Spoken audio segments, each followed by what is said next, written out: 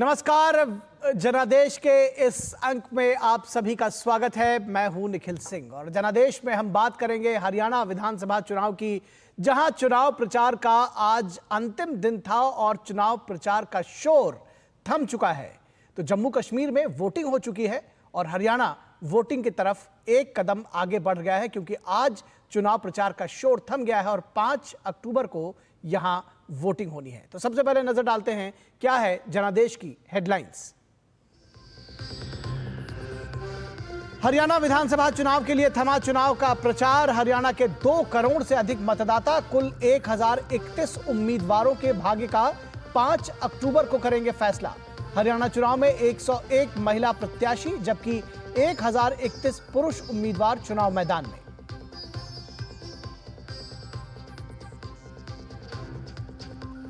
हरियाणा के चुनावी रण में भाजपा की तरफ से योगी आदित्यनाथ और हेमंत बिस्वा शर्मा सहित कई दिग्गजों ने संभाला मोर्चा।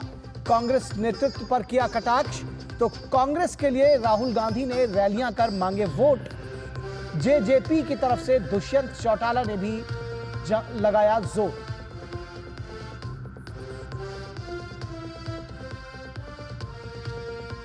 हरियाणा विधानसभा चुनाव प्रचार के अंतिम दिन खूब चले जुबानी तीर।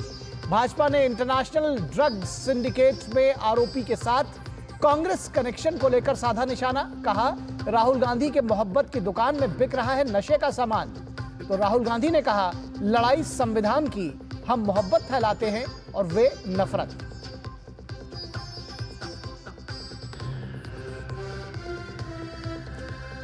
और जम्मू कश्मीर विधानसभा चुनाव 2024 के फाइनल फेज में बम्पर वोटिंग ने तोड़ा लोकसभा चुनाव का रिकॉर्ड।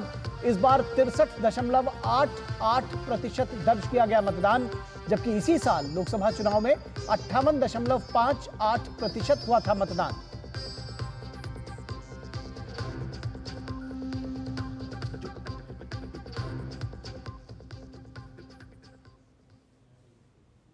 तो सबसे पहले हरियाणा विधानसभा चुनाव में आज चुनाव प्रचार का शोर थम गया, इसको लेकर बात कर लेते हैं। और आज चुनाव प्रचार पूरी तरह से उसका शोर थम गया। प्रचार के अंतिम दिन बीजेपी और कांग्रेस सहित सभी दलों ने चुनाव प्रचार में अपनी पूरी ताकत झोंक दी।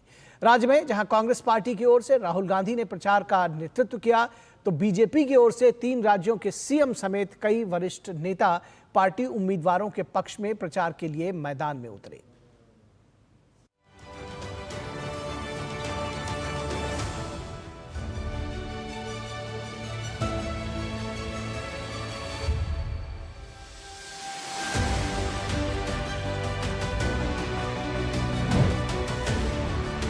हरियाणा में आज थम गया प्रचार का शोर। 5 अक्टूबर को होगा मतदान। प्रचार के अंतिम दिन भाजपा कांग्रेस समेत सभी दलों ने झोंकी पूरी ताकत। भाजपा शासित राज्यों के मुख्यमंत्रियों समेत कई वरिष्ठ नेताओं ने किया प्रचार। कांग्रेस की ओर से राहुल गांधी ने की प्रचार की अगुवाई। 3 अक्टूबर तक उम्मीदवारों को मिले चुनाव प्रचार के लिए पूरे 49 दिन। भाजपा ने कांग्रेस पर 5,000 करोड़ रुपए के अंतर्राष्ट्रीय ड्रग्स सिंडिकेट मामले में लगाए आरोप। भाजपा ने कहा, मोहब्बत की दुकान में अब नशे का सामान।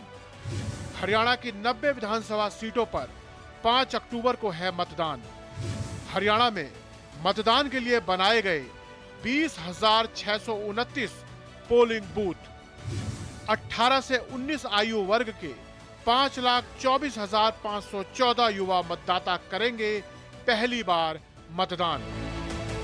हरियाणा में विधानसभा चुनाव का आज अंतिम दिन था और चुनाव प्रचार के थमने से पहले सभी राजनीतिक दलों के दिग्गज नेताओं ने हरियाणा में ताबड़तोड़ रैलियां की और जनसभा को संबोधित किया।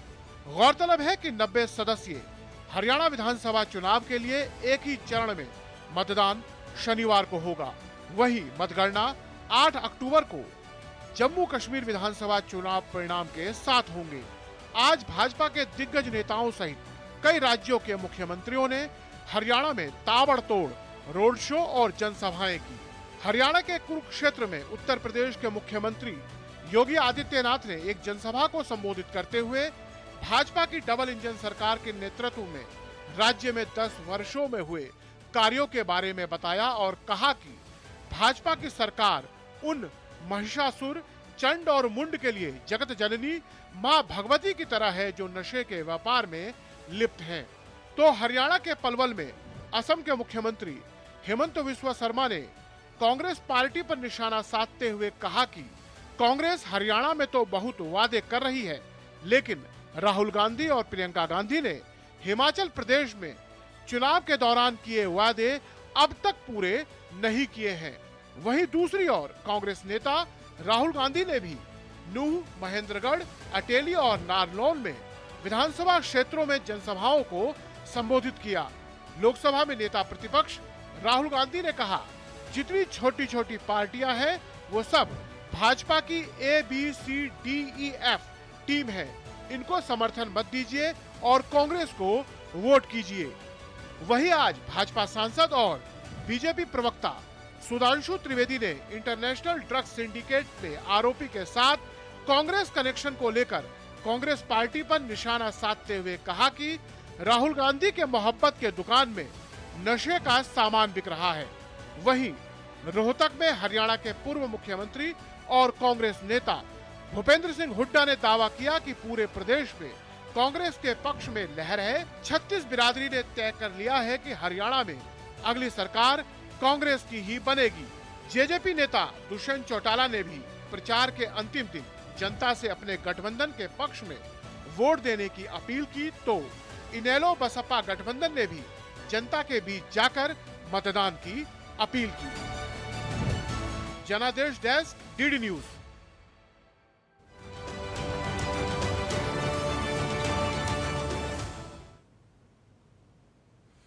और हरियाणा विधानसभा चुनाव में सभी 90 विधानसभा सीटों पर एक ही चरण में 5 अक्टूबर को मतदान होना है। इसमें 73 सीट सामान्य वर्ग के लिए और 17 सीट अनुसूचित जाति के लिए आरक्षित है। दरअसल 17 सीटें अनुसूचित जाति के लिए आरक्षित हैं।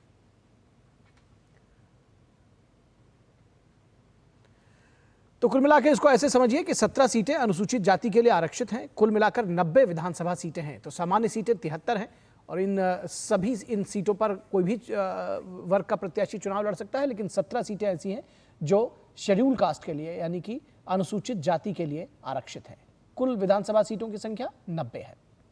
तो जो मैजिक फिगर है वो 46 का है। यहां पर कुल मतदाता 2 करोड़ 46 लाख है राज्य में, जिसमें पुरुषों की संख्या अगर कही जाए तो 1 करोड़ 88 लाख, महिला 95 लाख 82 हजार और थर्ड जेंडर 467।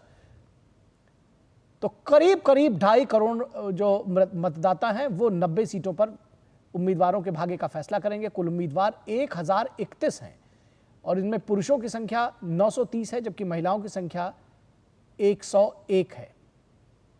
तो कुल 101 महिला उम्मीदवार चुनावी मैदान में हैं। कुल मतदान केंद्र 20,000 से अधिक है, 20,629 टू बी प्रिसाइज। 20,629 मतदान केंद्र हैं जिन पर तकरीबन 2.5 करोड़ मतदाता अपने मताधिकार का प्रयोग करेंगे। 2 करोड़ 46 लाख। तो ये दिलचस्प आंकड़े हैं। और अगर हम कुल सीटों की बात करें, पार्टी उम्मीदवारों की बात करें, तो कुल सीटें 90 हैं, कुल जिले 22 हैं और उम्मीदवार बीजेपी ने 89 सीटों पर अपने उम्मीदवार खड़े किए हैं, जबकि कांग्रेस ने भी 89 सीटों पर अपने उम्मीदवार खड़े किए हैं। एक सीट ऐसी है जहां पर इन्होंने अपने उम्मीदवार नहीं खड़े किए हैं। आम आदमी पार्टी जो कांग्रेस के साथ गठबंधन के लिए बहुत अंतिम वक्त तक उनकी बात चली और अब वो 88 सीटों पर अपने उम्मीदवार लड़ा रही है। जेजेपी 66 सीटों पर अपने उम्मीदवार चुनाव मैदान में उसने उतारा है। इसके साथ ही साथ इंडियन नेशनल लोक दल ये 51 सीटों पर अपने उम्मीदवार उतार रहे हैं। तो पार्टीवार उम्मीदवार की अगर बात करें, बसपा 35 सीटों पर उम्मीदवार उतार रही है, उसने उतारे हैं दरअसल। और इसके साथ ही साथ आजाद समाज पार्टी जो कि काशीराम लिखती है साथ में, उम्मीदवार 12 सीटों पर। और सीपीएम ने भी 1 सीट पर अपना उम्मीदवार उतारा है, कांग्रेस के साथ गठबंधन बताया जा रहा है। हरियाणा लोकहित पार्टी 4 सीटों पर उम्मीदवार उतारे हैं। और निर्दलीय 464 है और ये निर्दलीय बेहद महत्वपूर्ण है। ये संख्या जो 464 निर्दलियों की है, ये तमाम सीटों पर समीकरण बना बिगाड़ सकते हैं और तमाम ऐसी भी सीटें हैं जहां पर ये जीतने की भी स्थिति में है। तो उम्मीदवार जो 464 निर्दलीय हैं, इनका आंकड़ा भी बेहद दिलचस्प है। अगर लाडवा सीट जो कि वीआईपी सीट है, मुख्यमंत्री हरियाणा नायब सिंह सैनी वो यहां से चुनाव लड़ रहे हैं। इसके साथ ही साथ गढ़ी सांपला किलोई की जो सीट है वो पूर्व मुख्यमंत्री भूपेंद्र सिंह हुड्डा वहां से चुनाव लड़ रहे हैं। तो ये वीआईपी सीट्स है, बड़े चेहरे हैं। उचाना कलां जो कि पूर्व मुख्यमंत्री दुष्यंत चौटाला यहां से चुनाव लड़ रहे हैं, पूर्व उप मुख्यमंत्री रहे हैं हरियाणा के, और इनकी भी किस्मत जो है वो 5 अक्टूबर को बंद होगी। हिसार से सावित्री जिंदल भारत की सबसे अमीर महिला कही जा रही हैं और नवीन जिंदल की माता हैं, वो वहां से चुनाव लड़ रही हैं। रानिया सीट जो है अभय चौटाला के पुत्र अर्जुन चौटाला आईएनएलडी के चुनाव निशान से वहां चुनाव लड़ रहे हैं। इसके साथ ही साथ रानिया से ही पूर्व कैबिनेट मंत्री हरियाणा से रणजीत सिंह निर्दलीय चुनाव लड़ रहे हैं और वो यहां पर मुकाबले में होंगे। तो बेहद महत्वपूर्ण है ये जो वीआईपी सीट्स भी आपने देखी, उसके साथ ही साथ कहां पर कितने प्रत्याशी चुनाव मैदान में हैं और खासतौर पर निर्दलीय प्रत्याशियों की भी हम बात की। हमारे साथ हमारे खास मेहमान मदन मोहन जैड़ा जो कि वरिष्ठ पत्रकार हैं वो हमारे साथ हैं, और नीरज सिंह हमारे संवाददाता वो भी जुड़े हुए हैं, लगातार नीरज कवर करते रहे। तो नीरज के पास पहले आते हैं। नीरज, आपसे समझना चाहेंगे, आज चुनाव प्रचार थम गया, किस तरह से अलग रहा है ये चुनाव, किस तरह से अलग प्रचार रहा, और क्या कुछ खास जानकारी देंगे? अंतिम समय में दिल्ली से जो एक ड्रग रैकेट का भंडाफोड़ था वो भी क्या अंत समय में वोटरों के बीच में वो भी कुछ मुद्दा बन सका है? क्या उस तरह की बातें भी सामने आई हैं? कैसे देखते हैं इस पूरे चुनाव प्रचार को? देखिए, बिल्कुल भारतीय जनता पार्टी की तरफ से ये मुद्दा बनाया गया है और इसका कारण भी है कि आप देखें कि राहुल गांधी अपनी सभाओं में जो अडानी पोर्ट का जिक्र करते रहे कि जिस तरह के ड्रग्स मिली है, और राहुल गांधी सीधे सीधे अटैक करते रहे, और यही कारण है कि भारतीय जनता पार्टी ने काउंटर अटैक किया है और ये कहा है कि जो दिल्ली में अब तक की सबसे बड़ी ड्रग्स की जो खेप मिली है वो सीधे सीधे जो कांग्रेस से जुड़े लोग हैं उनका इसमें हाथ है। तो निश्चित तौर पर भारतीय जनता पार्टी उसको भुनाने की कोशिश करेगी। जहाँ तक अगर हम इस चुनाव की बात करें कि ये किस मायने में खास रहा, ये कई सारे इसमें कारण रहे। आप देखें कि सबसे पहले कांग्रेस पार्टी में मान मुलव्वल का दौर चला। कुमारी शैलजा को जिस तरीके से अलग थलग किया गया, उनकी जो बेइज्जती की गई, उनके लिए अपशब्द कांग्रेस के हुड्डा ग्रुप के द्वारा उनके ऊपर लगाए गए। उसके बाद देखा तमाम लोगों ने कि कुमारी शैलजा एक तरीके से अपने आप को एकांतवास में उन्होंने कर लिया और कांग्रेस आलाकमान लगातार कोशिशें करते रहे। आखिरकार कुमारी शैलजा को मना पाए, लेकिन बिल्कुल चुनाव के अंत में और कुमारी शैलजा और जो भूपेंद्र हुड्डा हैं वो एक मंच पर राहुल गांधी उनको लाने में सफल तो हो गए, लेकिन मंच पर एक साथ खड़े हो गए, लेकिन मन से एक साथ नहीं आए। क्योंकि यही कारण है कि आप देखें कि कुमारी शैलजा ने अपने आप को केवल उन इलाकों में सीमित कर लिया जहां पर उनके समर्थित उम्मीदवार थे। आप पंचकुला की बात करें, अंबाला की बात करें, सिरसा की बात करें, फतेहाबाद की बात करें, वहां पर वो कैंपेन कर रही थी। इधर दीपेंद्र हुड्डा कैथल और उसके आसपास अपने जो समर्थक उम्मीदवार हैं उनके लिए लगातार प्रयास कर रहे थे। और कोशिश बेसिकली आप देखें कि दोनों ही गुटों में, चाहे कुमारी शैलजा की बात करें या दीपेंद्र हुड्डा और भूपेंद्र हुड्डा गुट की बात करें, अपने अपने प्रत्याशियों को ज़्यादा से ज़्यादा जिताने के लिए जो रणनीति है वो चलती रही। एक टीम की तरह कांग्रेस पार्टी यहाँ खेलती हुई दिखाई नहीं दी। सबके अपने अपने अलग ग्रुप थे। सुरजेवाला कभी खुद मुख्यमंत्री पद की बात कर रहे थे, कुमारी शैलजा खुद मुख्यमंत्री पद की बात कर रही थी, दीपेंद्र हुड्डा और भूपेंद्र हुड्डा तो मुख्यमंत्री पद के दावेदार रहेंगे। इसके साथ साथ ही बड़ा इंटरेस्टिंग रहा कि आप देखें कि मुख्यमंत्री पद के साथ साथ उप मुख्यमंत्री पद के लिए भी सिर फुटबॉल का दौर कांग्रेस पार्टी में शुरू हुआ। गुड़गांव से जो कांग्रेस के उम्मीदवार हैं उन्होंने इस बात का जिक्र किया कि वो उप मुख्यमंत्री बन सकते। तो ऐसे तमाम कारण रहे जिसकी वजह से कांग्रेस पार्टी शुरू से लेकर आखिरी तक इस तमाम मुद्दों से जूझती रही। और यही कारण है कि आप देखें कि भारतीय जनता पार्टी ने जमकर विरोध किया। कुमारी शैलजा और ख़ासतौर से हुड्डा जी के समय जिस तरीके से दलितों के ऊपर अत्याचार किए गए, और हमने तमाम लोगों से बात भी की, उनका ये कहना भी था कि जिस समय जो भूपेंद्र हुड्डा की सरकार थी उस समय दलितों को कई तरीके से परेशान करने का जो प्रयास है वो किया गया। भारतीय जनता पार्टी की आप रणनीति देखें कि पिछले 10 सालों में जिस तरीके से यहाँ पर विकास हुआ है, उसको लेकर पार्टी यहाँ पर बीच में गई है और यहाँ पर खेल कूदों को कैसे बढ़ावा दिया जाएगा, महिलाओं को कैसे पैसा दिया जाएगा, किसानों तक कैसे और ज़्यादा सुविधाएं पहुँचाई जाएंगी, ओलंपिक खेलों के लिए किस तरह से शुरुआती नर्सरी स्तर पर ही जो तैयारियाँ वो की जाएंगी। और ख़ास तौर से यहाँ के जो दलित समुदाय हैं उसका बार बार जिक्र भी किया कि जो दलित समुदायों को सम्मान देने का काम भारतीय जनता पार्टी ने किया है, जबकि हमेशा से ही कांग्रेस पार्टी के समय में उनका सम्मान नहीं किया जाता। तो कुल मिलाकर पूरा चुनाव आप देखें तो दलित वोटरों के आसपास सिमटता नजर आया।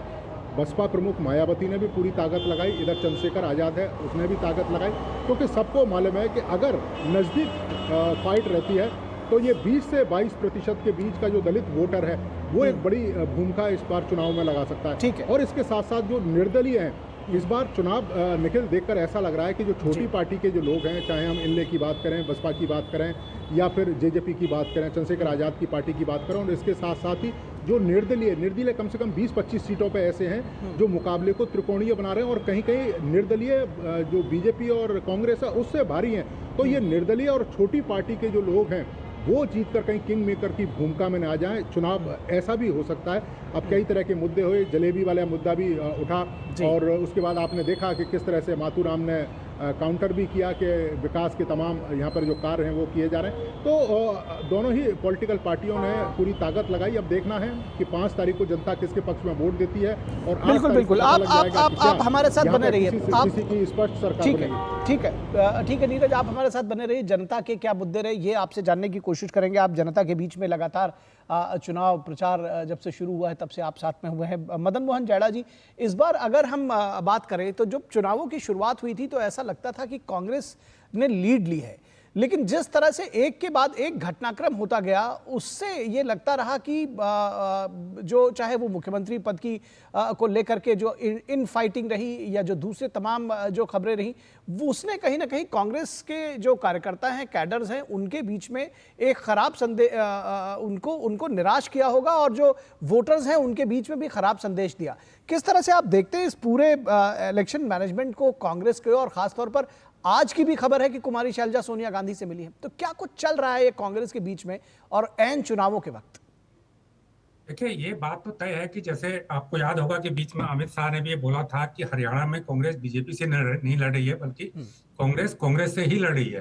तो मुझे लगता है कि जो पूरे चुनावों के दौरान जो घटनाक्रम हुआ, और मैं तो ये कहूंगा कि जो आज भी घटनाक्रम हुआ है, एक दलित नेता की कांग्रेस में वापसी हुई है और एक दूसरी दलित नेता पहले से नाराज थी, तो उनकी, जैसे आपने खुद ही जिक्र किया कि सोनिया गांधी से मुलाकात भी हुई है। क्या ये जो दलित नेता की वापसी हुई है सत्ता को बैलेंस करने के लिए हुई है, या पार्टी के भीतर जो इम्बैलेंस चीजें हो रही है, किसकी नाराजगी है, किसकी नाराजगी को काउंटर करने के लिए हो रहा है, ये भी एक उसी तरफ, एक उसी दिशा में ये जा रहा है कि जिस दिशा की आपने जिक्र किया था कि किस प्रकार कांग्रेस की स्थिति पहले बेहतर नजर आ रही थी और बार बार ऐसी बातें हुई, ऐसी चीजें, घटनाएं हुई, ऐसी चीजें हुई कि लोगों को कहीं ना कहीं ये गलत मैसेज गया कि पार्टी एक जीत रही चुनाव को बिगाड़ने में लगी है, उसको एक उसकी स्थिति बेहतर होने के बजाय उसकी बिगड़ रही है, मुख्यमंत्री के दावेदार खुल के सामने आ रहे हैं। तो मुझे लगता है कि कांग्रेस इन चुनौतियों को अपने भीतर ठीक कर पाने में विफल रही है। और अगर हम ओवरऑल एक नतीजे को देखते हैं तो जो सबसे बड़ी संख्या में निर्दलीय इस चुनाव में लड़ रहे हैं और जो छोटी पार्टियां लड़ रहे हैं, तो अब ऐसा लग रहा है कि चुनाव कहीं बीजेपी वर्सेज कांग्रेस वर्सेज जो छोटी पार्टियां है, ये 3 ध्रुवों में विभाजित होता हुआ दिख रहा है। पहले जो आमने सामने लग रहा था कि बीजेपी और कांग्रेस के बीच सीधी लड़ाई है, अब वो त्रिकोणीय होती हुई दिख रही है कि एक तरफ बीजेपी है, एक तरफ कांग्रेस है, एक तरफ छोटी पार्टियां और निर्दलीय है। तो मुझे लगता है कि ऐसे इस समीकरणों में हो सकता है कि जो नतीजे आए कहीं चौंकाने वाले ना आ जाए। जी।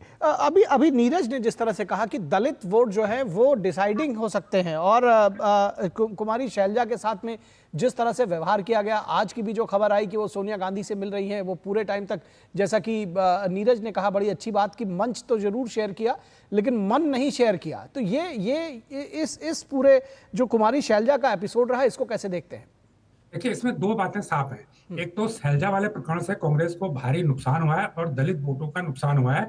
इसके अलावा एक महिला वर्ग में, अगर एक वो सिर्फ दलित तो है ही है, इसके अलावा एक महिला भी है, तो महिला और दलित जो एक वोटर की बड़ी किस्म है, जो बड़ी तादाद है, उनमें एक गलत संदेश गया। अब ये कितना राजनीतिक नुकसान पहुंचाएगा ये कहना मुश्किल है, लेकिन नुकसान जरूर हुआ है।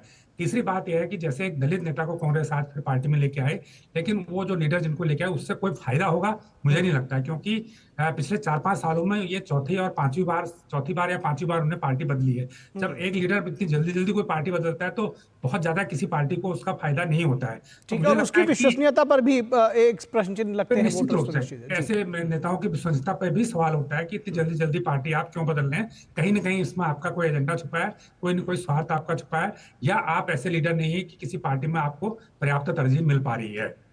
ठीक बात है। एक बात और मैं आपसे समझना चाहूंगा मदन जी कि जब कांग्रेस इस बात को लेकर के जनता के बीच में है, दरअसल एंटी इनकम्बेंसी 10 वर्षों की किसी भी सरकार की हो सकती है, बहुत लाजमी है, लेकिन उसके साथ ही साथ जब एंटी इनकम्बेंसी की बात होगी तो दूसरा पक्ष विकास का भी है, क्योंकि तमाम सारे ऐसे काम हैं जो बीजेपी के प्रचारक हैं और जो मुख्यमंत्री हैं वो सब गिनाते हैं जनता के बीच में कि जब डबल इंजन की सरकार रही है, जिसको बीजेपी कहती रही है, उसके क्या कुछ फायदे? 2-3 बातें स्पष्ट हैं। ये जरूर है कि 10 साल सरकार को हुए हैं और एक स्वाभाविक तौर पे एंटी इनकम्बेंसी जरूर होगी। बहुत कम सरकारें देश में जो लगातार तीसरी बार या चौथी बार चुनाव जीती हैं, बहुत कम सरकारें ऐसी होती हैं। तो निश्चित रूप से एंटी इनकम्बेंसी होगी स्टेट गवर्नमेंट के खिलाफ, लेकिन यहाँ पर जो बीजेपी की जो रणनीति है वो स्टेट के साथ साथ केंद्र के कामों को भी वहां पर रख रहे हैं, जनता के सामने रख रहे हैं। तो केंद्र में बीजेपी की सरकार पिछले 10-15 सालों से काम करे और तीसरी बार जीत के आई है, तीसरी बार केंद्र में जीत के आई है। तो जो केंद्र के काम भी जनता के सामने रखे गए हैं, मुझे लगता है कि उससे भी बीजेपी को कहीं ना कहीं कोई फायदा मिलेगा। तीसरी सबसे महत्वपूर्ण बात यह है कि बीजेपी ने हरियाणा का जो पिछले 2 चुनाव जीते हैं वो सोशल इंजीनियरिंग से जीते हैं। वहां पे जो जातियों की सोशल इंजीनियरिंग बीजेपी ने की है वो उसने इस बार भी की है। उसने ओबीसी और दलितों पर दांव लगाया, और कांग्रेस इस बार भी जाटों को सामने रख के चुनाव लड़ी है, लेकिन बीजेपी ने इस बार जाटों के बीच भी जाने की कोशिश की है, जाटों को भी काफी हद तक साधने की कोशिश की है। तो मुझे लगता है कि जो सोशल इंजीनियरिंग है, जो गैर जाट की राजनीति बीजेपी ने 10 साल पहले हरियाणा में शुरू की थी, वो कहीं बेकार नहीं जाएगी। उसका भी कहीं न कहीं इस बार भी फायदा निश्चित रूप से बीजेपी को मिलने जा रहा है। अभी स्थिति जो भी हो, लेकिन जब चुनाव के नतीजे आएंगे तो मुझे लगता है कि वो सोशल इंजीनियरिंग भी काम आएगी, और जो सेंटर के जो कामकाज है, जो केंद्र सरकार के कामकाज है, वो भी निश्चित रूप से कहीं ना कहीं असर डालेंगे। तीसरी बात और है कि अगर एंटी इनकम्बेंसी की आप बात कहते हैं, कि इस बात की क्या गारंटी है कि जो सत्ता विरोधी वोट हैं, जो सरकार से नाराज होकर वोटर जाएगा वो कांग्रेस के पास ही जाएगा, वो जेजेपी के पास नहीं जाएगा या आम आदमी के पास नहीं जाएगा, वो दूसरे दलों में नहीं बटेगा, इसकी कोई गारंटी अभी नहीं है। ठीक बात है। ये एक बड़ा प्रश्न है कि जो सत्ता से नाराज वोटर्स हैं वो आखिर किधर जाएंगे, और यही सवाल मैं नीरज सिंह के पास भी लेकर आना चाहूंगा। नीरज, जब कहा जा रहा है कि एंटी इनकम्बेंसी का जिसका दम, जिसके भरोसे चुनाव लड़ रही है कांग्रेस, तो विकास का भरोसा बीजेपी को भी है। आप जनता के बीच में रहे हैं, क्या कुछ रहे हैं प्रमुख मुद्दे?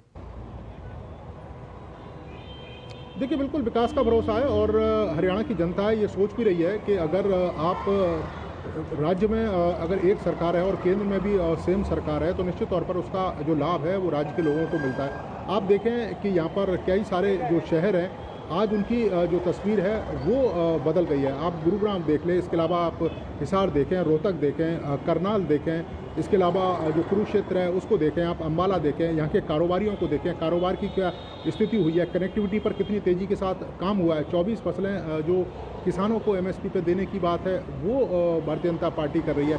इसके अलावा युवाओं को खेलकूद को लेकर किस तरह से यहाँ पर प्रोत्साहित किया जाता है, वो सबने देखा है कि ओलंपिक में किस तरीके से मेडल लेके आते हैं, और बड़ी संख्या में हरियाणा से जो युवा हैं वो खेलकूद में अपना जो किस्मत है वो भी आजमाते हैं। तो जनता देख रही है, लेकिन हाँ, हम ये कह सकते हैं कि कई सारे फैक्टर रहेंगे।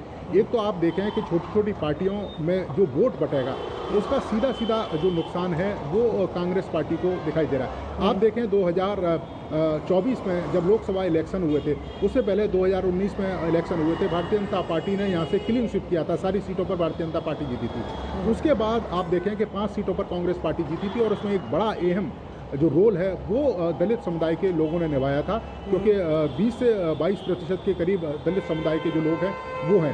अब आप देखें कि दलित समुदाय के अगर वोटर बढ़ते हैं, जिसमें अगर कुछ कांग्रेस के पास जाते हैं, कुछ जो बसपा है उसके पास जाते हैं, इसके अलावा जो चंद्रशेखर आज़ाद है उसके पास जाते हैं, तो निश्चित तौर पर इसका जो फ़ायदा है वो भारतीय जनता पार्टी को मिल सकता है। अब देखना है कि ये कितना फ़ायदा करेगा भारतीय जनता पार्टी को और कांग्रेस को कितना नुकसान करेगा। लेकिन हाँ, इतना हम जरूर करें कि पूरा इलेक्शन है दलित राजनीति के इर्द गिर्द घूमता रहा। भारतीय जनता पार्टी की बात करें, कांग्रेस पार्टी की बात करें, और इसके अलावा कांग्रेस ने लगातार इस बात पर भारतीय जनता पार्टी पर प्रहार किया कि पिछले 10 सालों में यहाँ पर कोई काम नहीं हुआ, और भारतीय जनता पार्टी इन बातों को बीच में लेके गई कि पिछले 10 साल में हरियाणा की तस्वीर बदल दी, तकदीर बदल दी, और आने वाले 5 सालों में पूरा हरियाणा आपको बदला हुआ दिखाई देगा। ये तमाम वायदे रहे, लेकिन इन सब के बीच में ज़रूर बेरोजगारी कह सकते हैं कि कई इलाकों में एक इशू रहा, और लोगों का ये मानना था कि सरकार कोई भी आए, बेरोजगार जो युवा हैं उनकी बेहतरी के लिए, क्योंकि कई सारे इलाके हैं जहाँ पर काम धंधे या रोजगार नहीं है। आप जैसे कुरुक्षेत्र देख लें, कुरुक्षेत्र एक तरीके से धार्मिक हब के रूप में है और उसी तरीके से डेवलप है, लेकिन उससे बहुत बड़ी संख्या में लोगों को रोजगार नहीं मिल सकता। वहाँ के लोगों का ये मानना था कि वहाँ पर कोई फैक्ट्री, वहाँ पर कुछ कारखाने, उद्योग धंधे इस तरीके के लगाए जाएँ ताकि वहाँ के जो युवा हैं उनको करनाल ना जाना पड़े, उनके युवाओं को चंडीगढ़ ना जाना पड़े, उनको वहीं नौकरी मिल जाए। तो ये तमाम इशूज़ रहे जिनके आधार पर मुझे लगता है कि जनता निकलेगी और अपने मत का प्रयोग करेगी।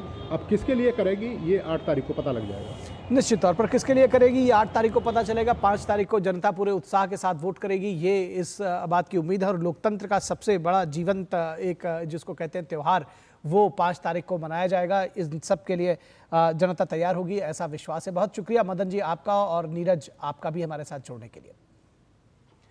तो जनादेश के आज के अंक पे बस इतना ही। हमारी पूरी टीम को दीजिए इजाजत। नमस्कार।